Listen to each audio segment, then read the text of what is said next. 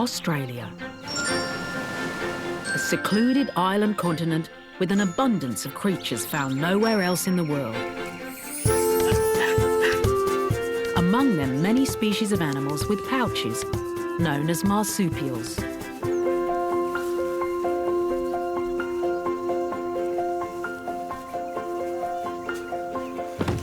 One shares a common ancestor with the koala, but is far less widely known.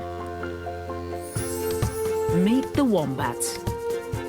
With their thick-set, low-slung bodies, wombats look like small bears. But these slow-moving and solitary creatures are elusive burrow dwellers, whose best form of defense is their backside. They live in a world where night is their day, poop is cubed, and looking for a place to sleep provokes some sudden flashes of temper.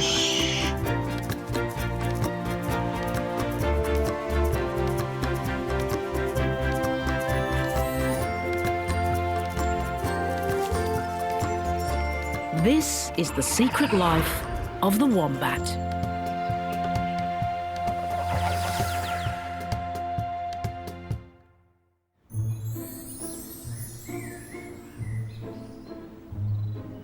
Close to the cool highlands of the Snowy Mountains in southeast Australia lies a secret world.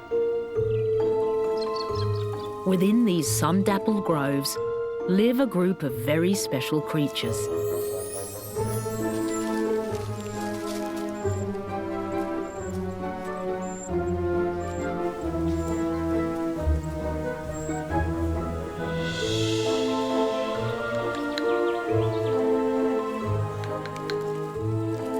Benny is just one of the many bare-nosed or common wombats living here.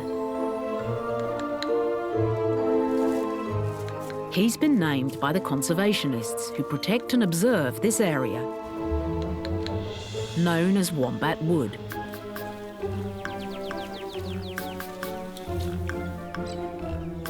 The wombats here share this expanse of trees and dense foliage, thriving on the temperate climate and moist habitat.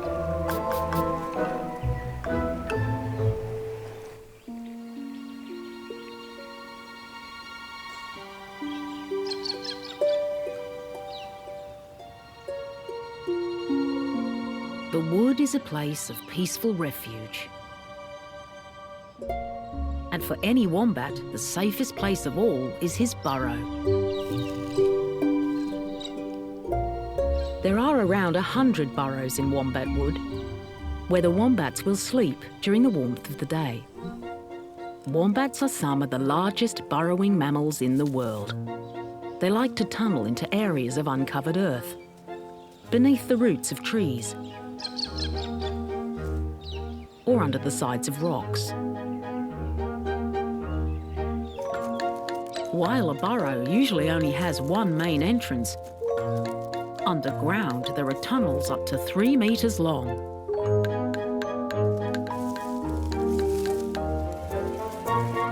These open into cool chambers where the wombats snooze.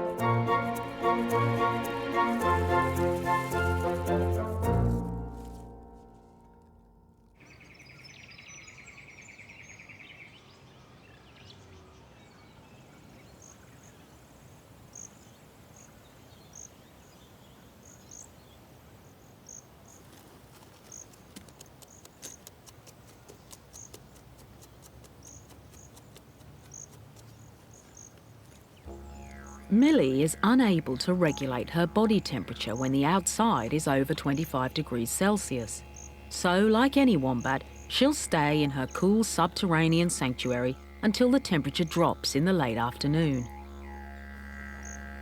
The lack of oxygen in a burrow, combined with a slow metabolism, will keep Millie sleepy. Wombats can sometimes stay in their burrows for as long as 19 hours at a time. Only once the outside temperatures match the cooler conditions of her burrow will Millie emerge. Millie is behaving cautiously and comes out backwards, presenting her toughest side to any potential predator, such as a fox or dingo. Her rear end is actually her best defence. She has a tiny concealed tail, and her rump is fortified with a solid cartilage plate and skin up to 1 centimetre thick, which acts as protection against a bite. If need be, Millie can barricade the burrow by jamming her back against the roof, potentially trapping and suffocating a predator against the walls. Once she's emerged, Millie remains vigilant at the burrow entrance until she's sure it's safe to move.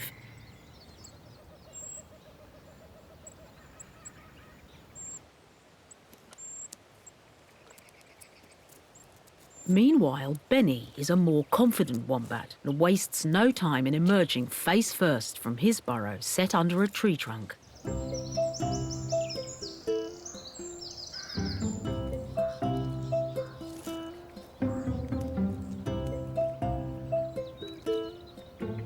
Wombats come in varying shades of grey and brown, but Benny is distinctively dark.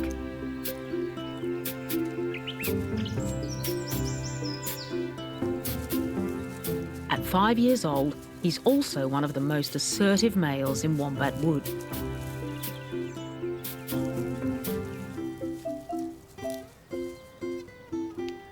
As mostly solitary animals, wombats don't have a clearly defined social hierarchy. But Benny may fight over food or mates, and the battle scars on his right leg point to past run-ins with other males. He's heading straight for foraging. Benny has a classic wombat's heavy gait. His legs are short and his feet are plantigrade, meaning he walks with his whole foot flat on the ground. Typical of an animal that walks more than it runs.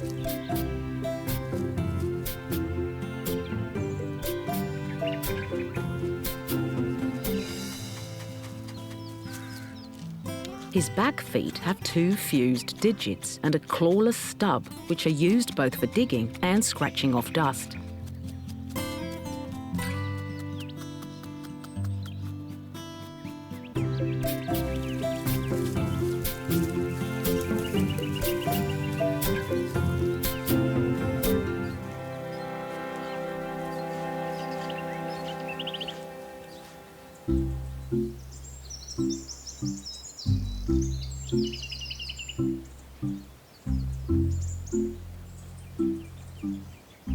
Wombats can take their time heading out to forage, sniffing the air and taking in the sounds of the wood, often waiting near the burrow entrance for a while.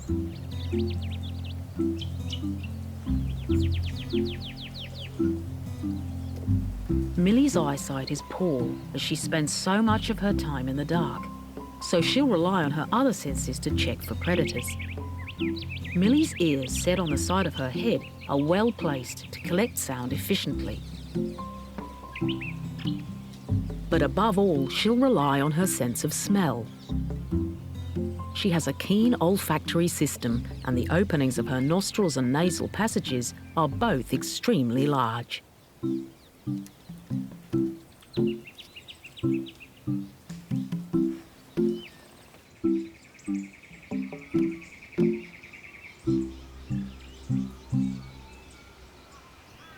Once she's reassured of her safety, Millie moves away from the burrow.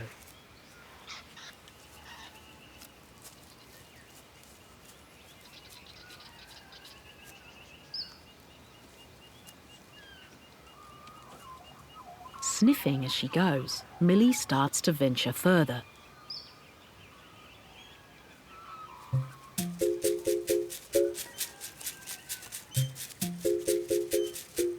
Benny heads towards the open pastures at the edge of the wood where he can feed.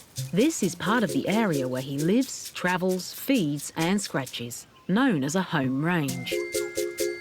A wombat's home range can cover as much as 25 hectares, but if there are good places to burrow and plenty of grass, it can be a lot smaller. And it will also overlap with lots of other wombats.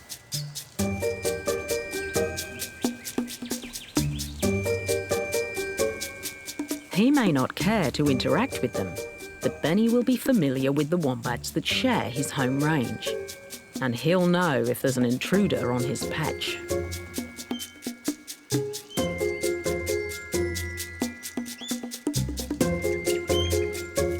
Male wombats may not fight over territory, but they will compete over mating or the best feeding spots. Older male Benny likes to check out who's been around. Other wombats will have left him messages with their droppings or scats.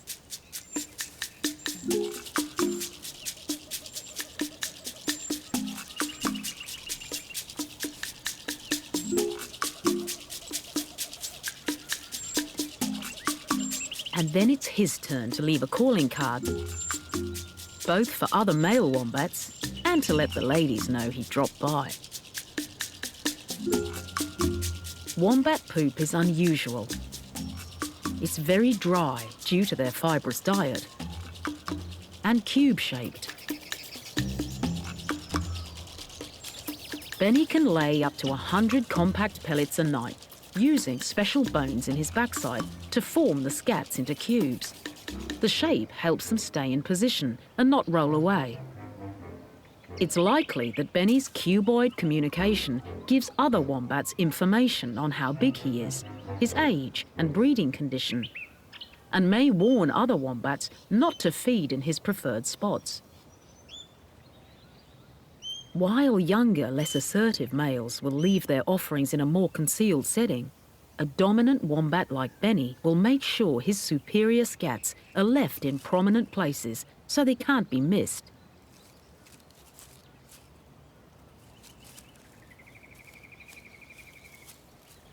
Because his sense of smell is so much better than his eyesight, his scats may also serve as landmarks so he can smell where he's been.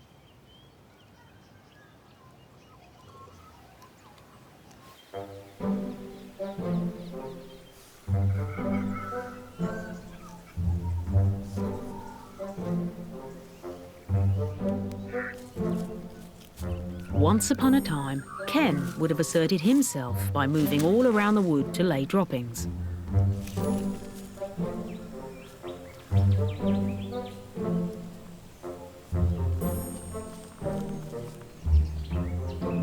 At around 35 kilos, he's a large wombat, and his ragged ears suggest he hasn't always led a quiet life.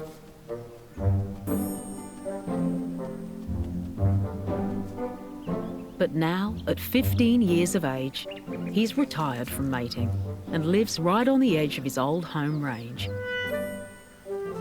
A wombat can live as long as 20 years.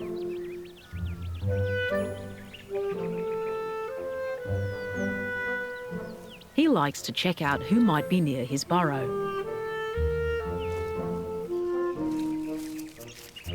But mostly he spends his time foraging and scratching. Scratching is a form of grooming. He won't lick his fur like other mammals. Instead, he'll scratch the dust off after sleeping in his earthy burrow.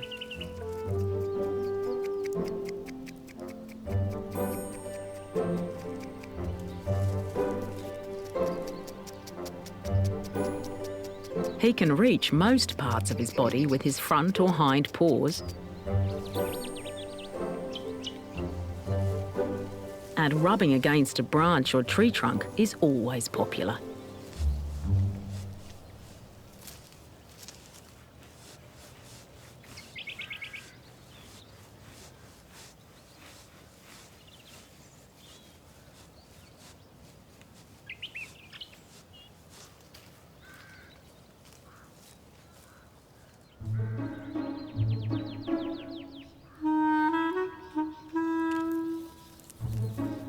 As a herbivore forager, Benny's in search of a variety of grasses, moss and tree bark.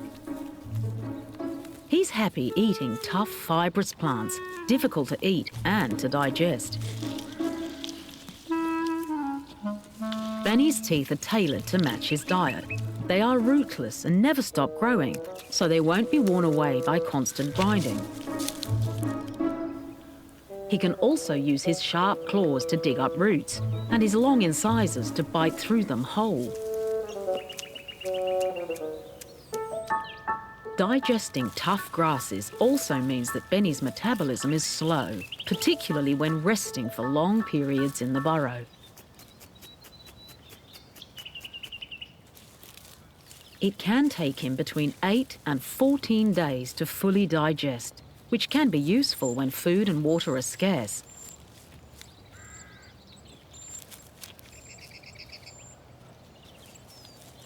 Benny moves very slowly around the wood. He's constantly cautious, smelling warily as he goes. A whiff of anything unfamiliar will put him on his guard. And if he's uncertain or something startles him, he reacts at surprising speed. Wombats may be ponderous and slow movers, but when they need to, they can run.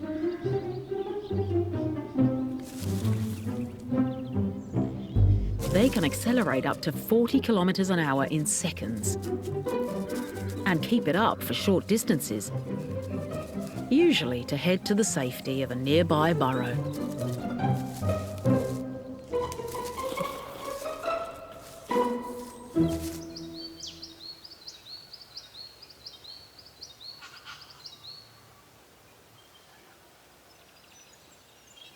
While wombats may have a home range, they don't depend on using the same burrow each day.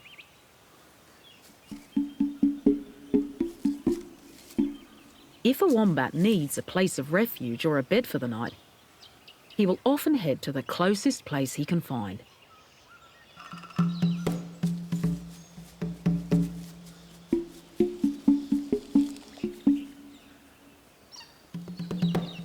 Teenage wombat Alabama has currently bagged one of the best burrows in the area.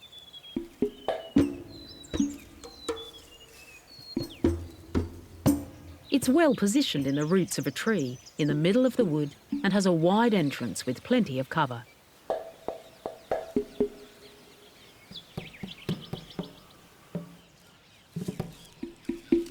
Alabama has distinctive front teeth.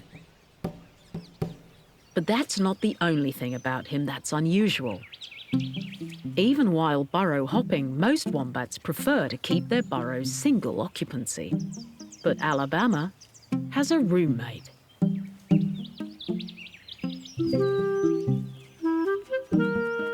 His burrow buddy is another male, 3-year-old Boston. He's like Alabama's little brother.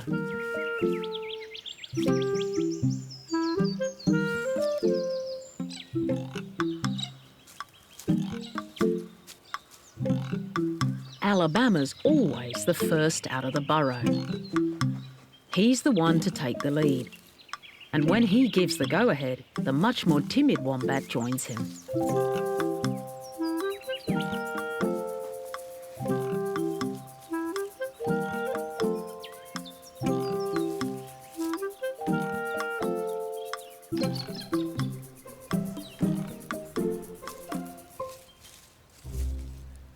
But before they go anywhere, they must make sure the coast is clear. And that can take a while.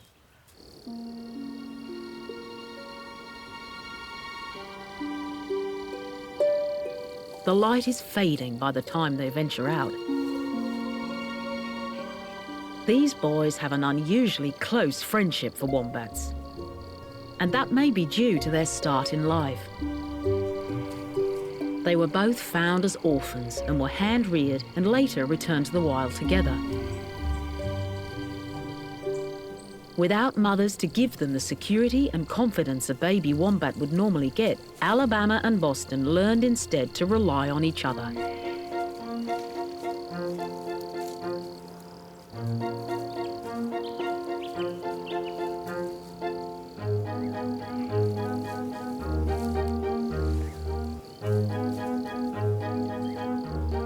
Most wombats will feed no closer than 3 meters to another wombat. As darkness falls, wherever Alabama goes, Boston is close behind him.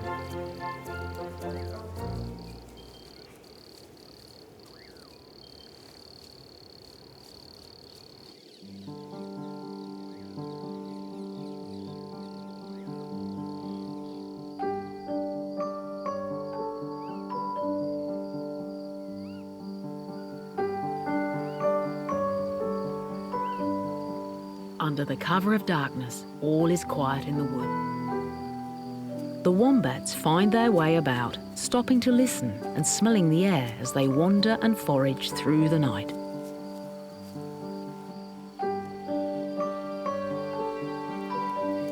They will generally avoid each other and use their sense of smell to keep their distance.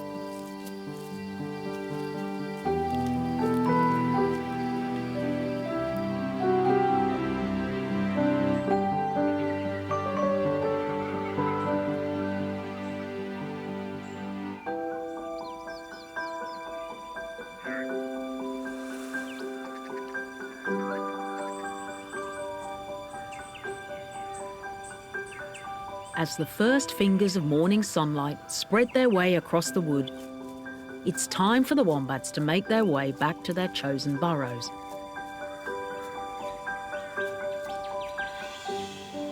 Benny takes a last sniff of the morning air,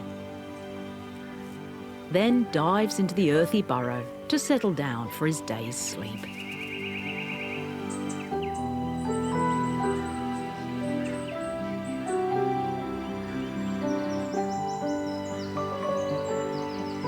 But while morning is bedtime for most wombats, one little wombat has got his clock upside down.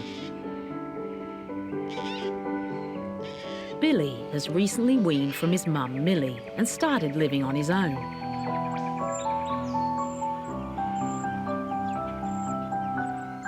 At just over a year old, he's young to have left his mother. This usually happens at around 18 months. Usually when young wombats leave home, they stay in their mother's home range. But Billy lives closer to the edge of the wood. He's still uncertain about independent life as an adult wombat. He prefers to come out of his burrow just as the other wombats are headed to bed. As a smaller, weaker wombat, Billy may be nervous of larger males and won't want to compete for feeding.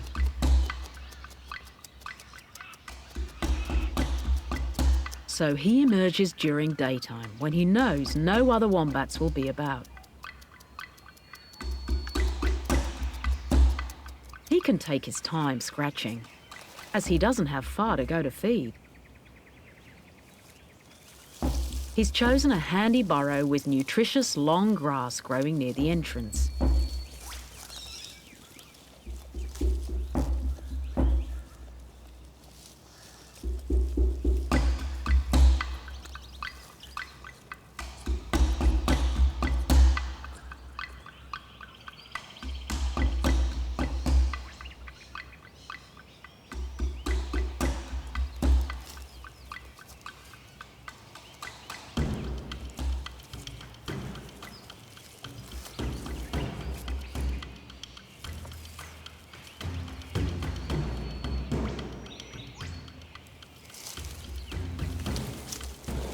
Slowly, he braves moving further from the burrow.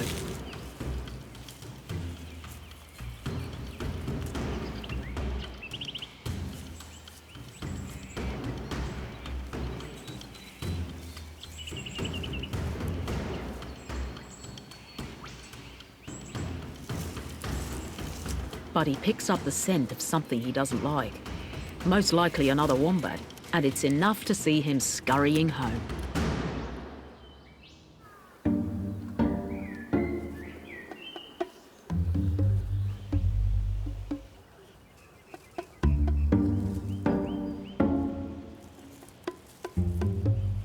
Meanwhile, Alabama stands guard at the entrance to his burrow to ensure that no one else will be joining him and Boston in their chosen spot while they sleep.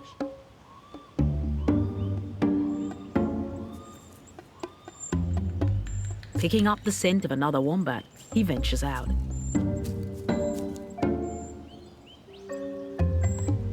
It's Millie, who's checking to see if the burrow is vacant.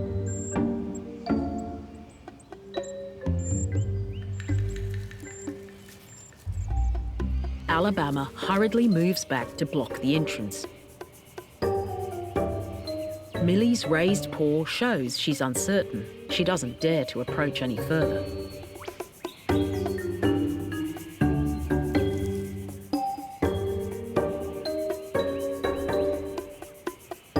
But she's not the only one with designs on this centrally located burrow. Older female wombat Wilma has moved away from the burrow she last used in search of better foraging.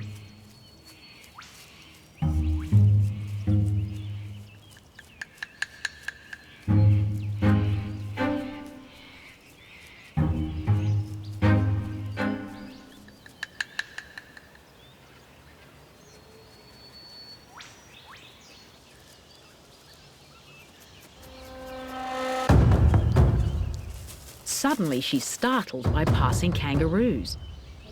She heads straight for the nearest burrow. But it's Alabama's.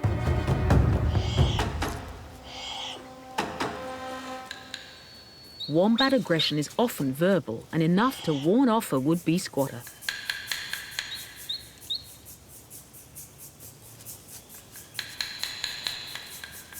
And Alabama emerges to make double sure she's gone.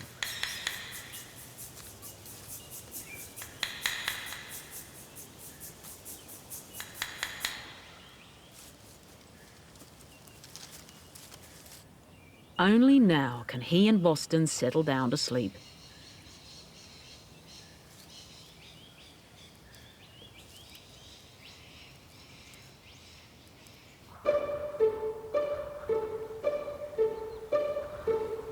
Winter has arrived in Wombat Wood.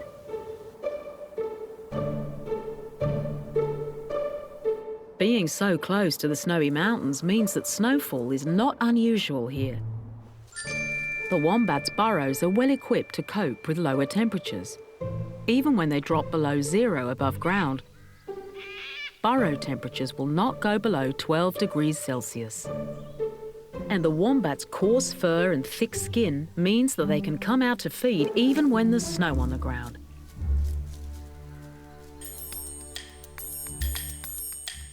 It's late afternoon. Benny's making use of the cooler weather to do some burrow maintenance. Wombats are amazing earth movers. Benny's solid feet and long claws mean he can shift a metre of dirt in a few hours, walking backwards out of the burrow to bulldoze the earth clear. He will drag in vegetation, including grass, twigs and leaves, to line his resting chamber.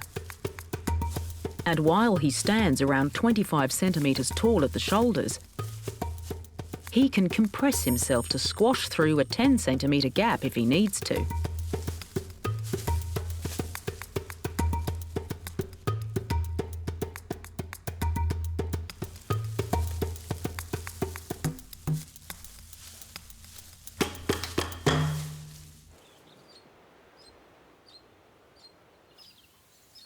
He emerges, spattered with sandy soil. He's cautious today, constantly sniffing the air.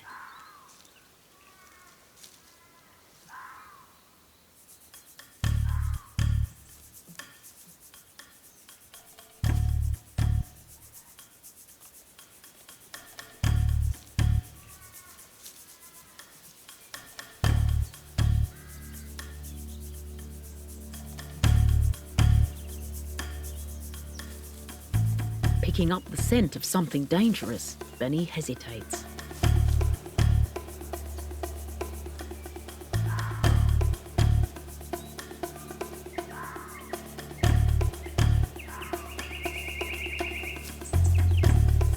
But hunger must be getting the better of him.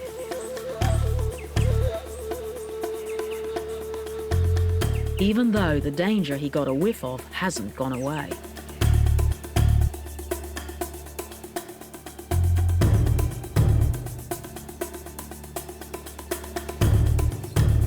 A fox is smaller than a wombat. The average bare-nosed wombat usually weighs around 30 kilos, whereas a fox is no more than 14 kilos. but a fox can still attack and give a wombat a nasty bite.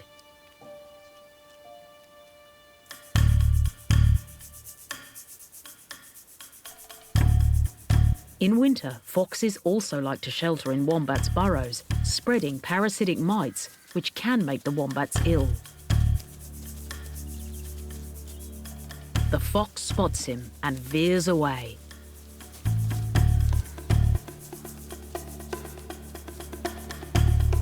Benny may be one of the most assertive males in the wood, but even he decides it's best to wait this one out.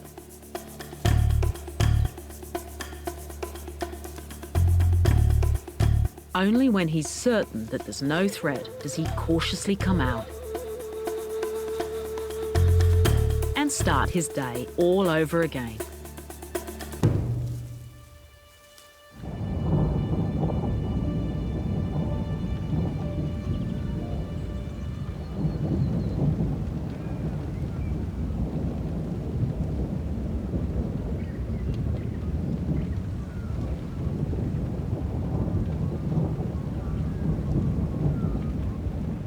As spring approaches, the winter snow gives way to rain. Lots of it. And the wombats take cover. Over 400 millimetres falls in just 2 days. The worst rains in living memory.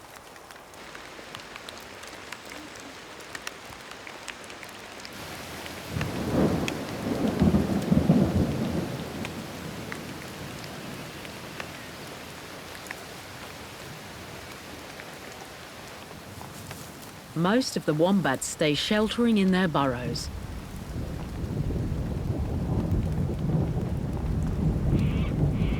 Few are willing to come out for long.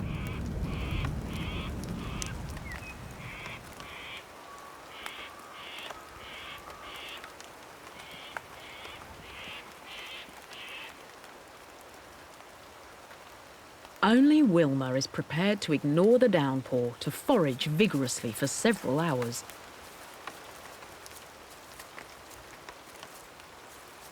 Her thick fur affords her some protection, and the cool, damp conditions mean that she can come out earlier in the day, as she won't be at risk of getting too hot.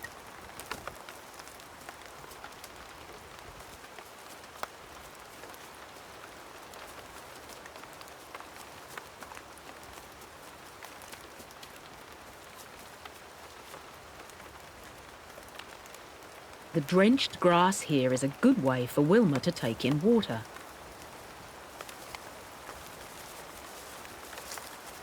Wombats rarely drink.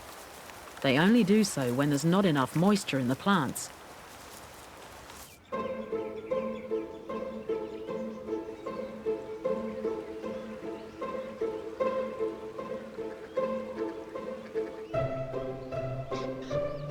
But even being well equipped for the weather doesn't tempt the other wombats to come outside.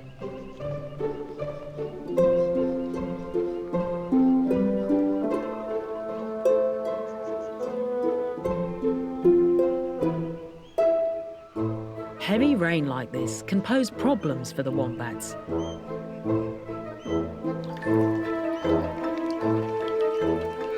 Several of the burrows are completely flooded, including Alabama and Boston's coveted under-tree spot.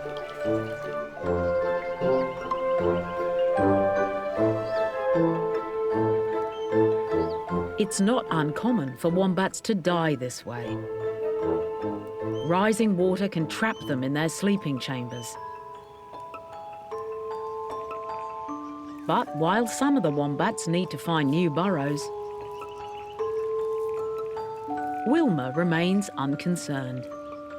She's come to no harm during the extreme weather and is still picking her way around patches of waterlogged ground to feed.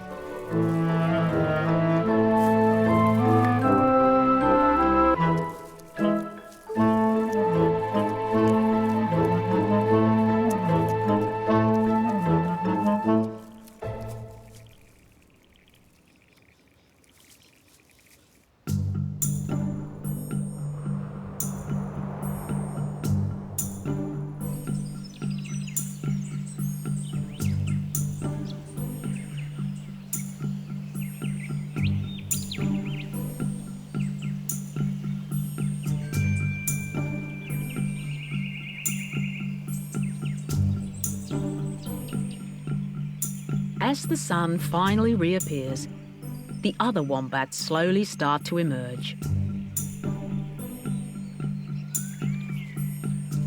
Millie has moved to a new burrow on the outskirts of the wood.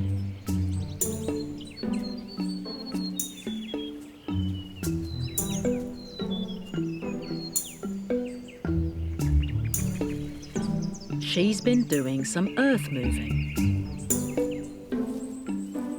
The deluge means lots of burrow maintenance is needed to clear out the mud now that the water has seeped away.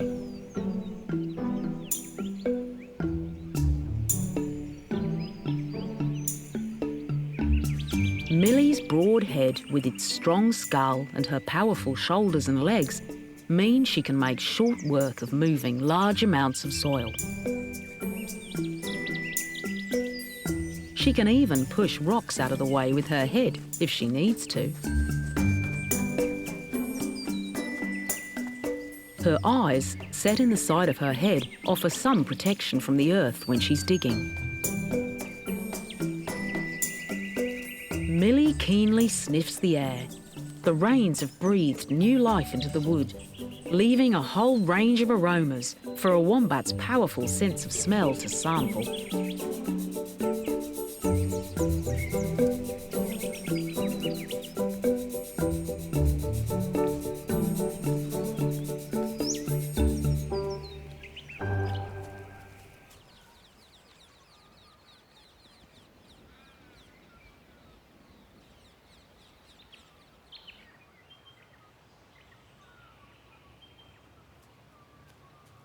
The reappearance of Alabama and Boston on higher ground confirms that they managed to get out before their burrow flooded.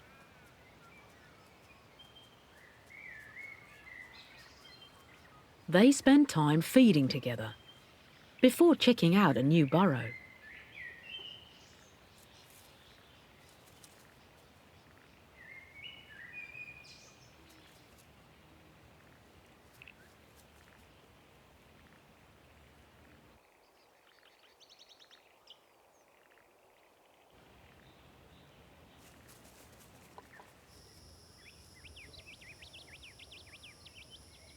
As the evening approaches, something extraordinary happens.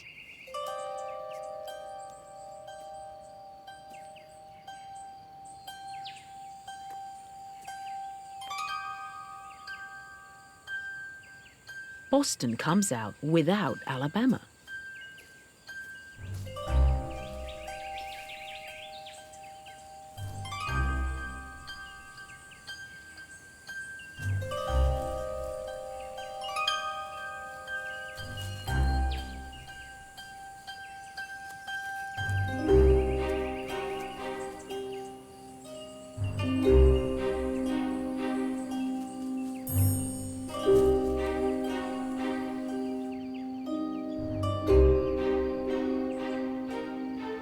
He's testing out his independence.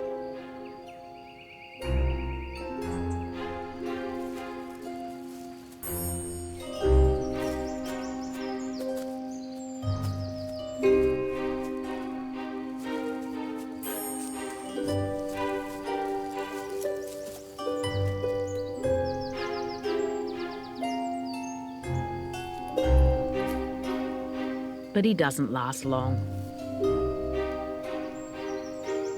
He only forages for a short time before making his way back to Alabama.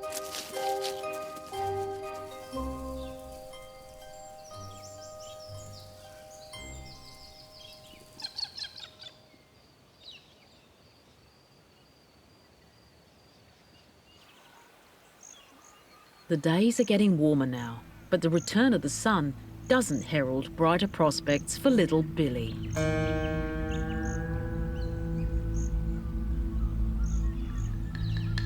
He's moved to a burrow even further out of the wood.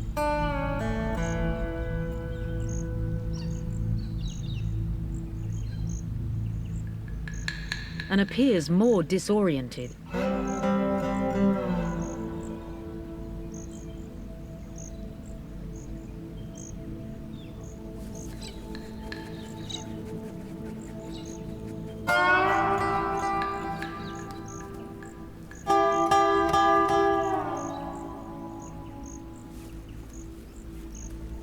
He keeps foraging in the middle of the day, which is becoming increasingly risky. As the year rolls towards summer, this behaviour will make him more vulnerable.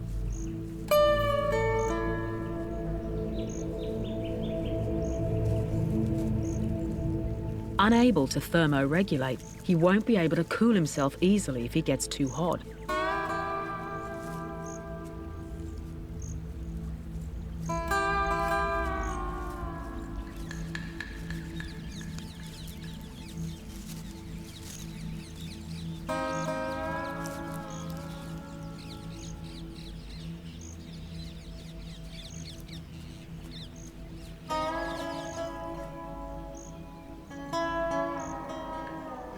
And as the sun gets higher in the sky, it could be the heat that finally sends him dashing back to the burrow.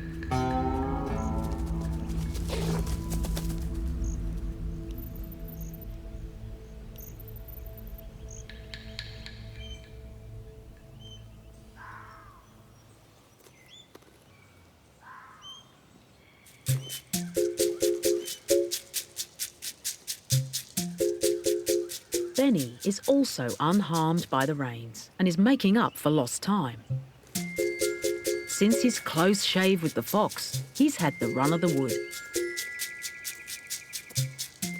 In one night, he can easily cover several kilometres. Wombats can spend longer above ground and extend their home ranges to take in more distant feeding areas before the temperatures rise during summer. After almost continuous grazing, Benny starts to eat more sporadically.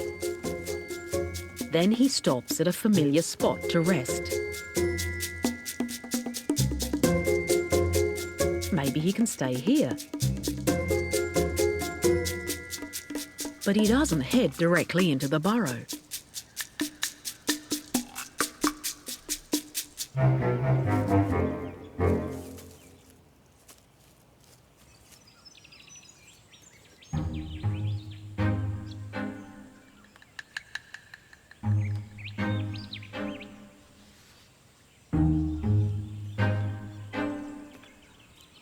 Only when he comes back out, it becomes clear what made Benny hesitate.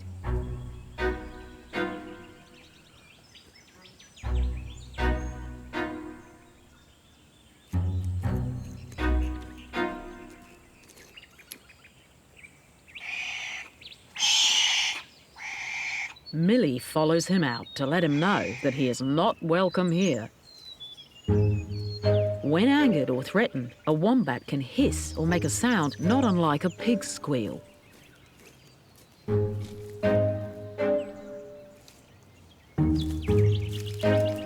As an assertive male, Benny could be interested in mating Millie, but he retreats without a fight and is forced to set off in search of somewhere else to rest. He makes his way to another burrow.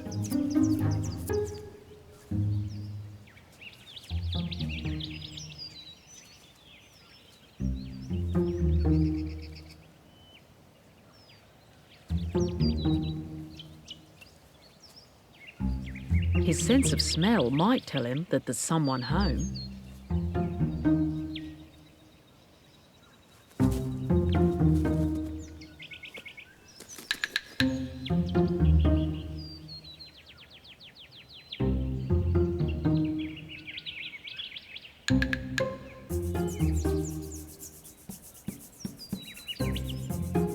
But if he thinks he can force his way in, he's wrong.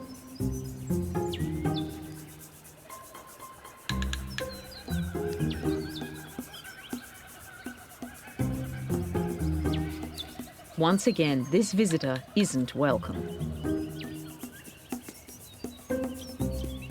And when the burrow owner appears, it's Alabama.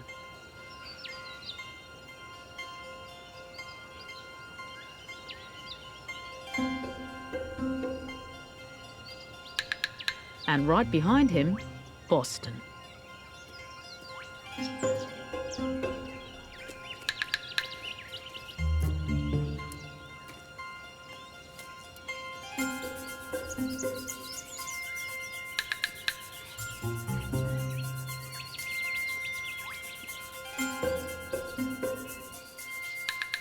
But for Benny, it's going to be a long morning looking for a place he can call home.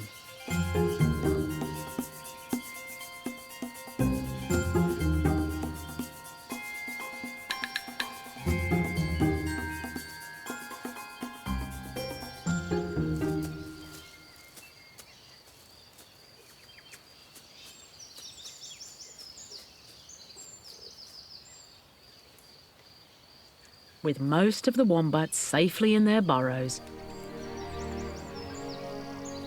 all is quiet in Wombat Wood.